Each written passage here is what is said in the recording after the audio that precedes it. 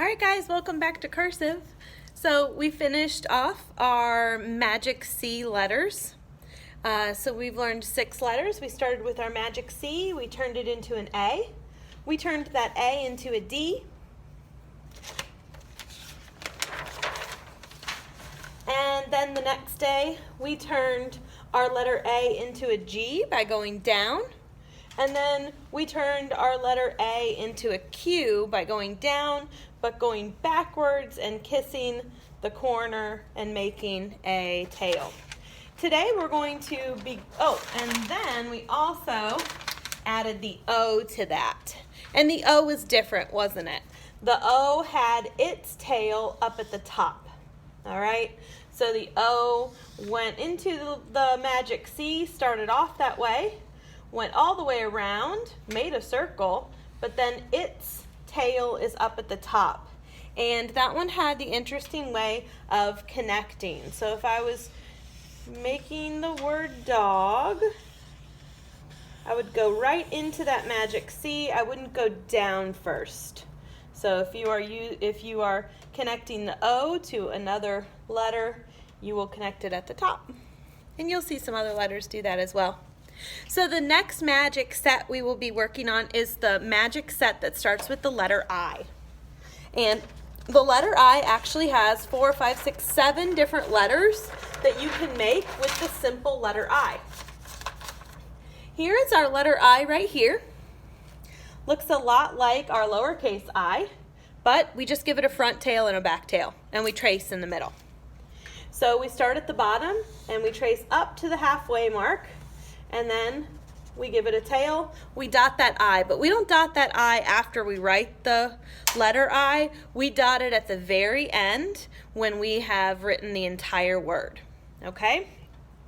So if I was writing the word did with our Magic C, I go into my I, and then I go right into my other letter. I am done with that word, so I dot the I in the middle. I don't dot it beforehand. All right, so why don't you pause the video and take a minute to practice some letter I's. Probably one of the easiest cursive letters to write.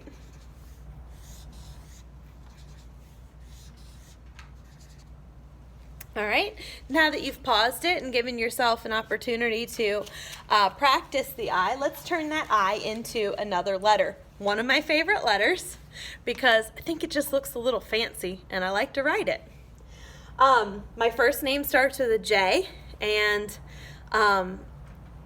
just for a little story for you, when I was younger, I was so eager to write in cursive that I tried to just look at a cursive alphabet and practice myself.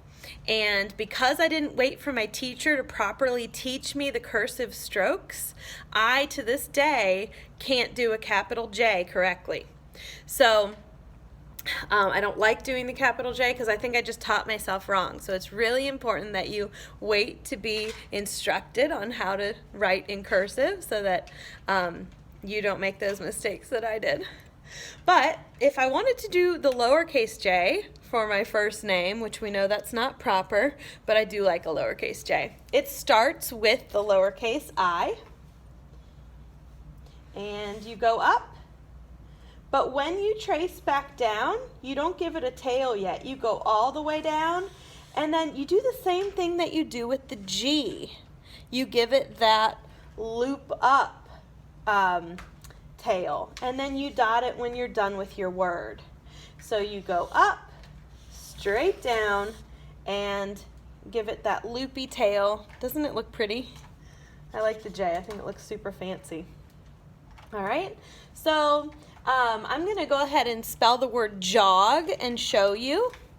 So I start with my Magic I go straight down for my J, and then I go into my Magic C with that tail, and the O I'm connecting at the top, go into my Magic C for my G, down, and again a curvy tail, and then I dot my J. Go ahead and pause it and try to write that word jog after you practice your J's.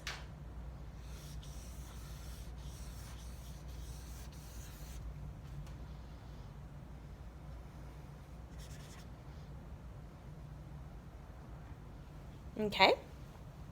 I'm going to show you what it's like to connect the J to an A and a G. So I start with my I, and I go up, I trace back down, all the way down,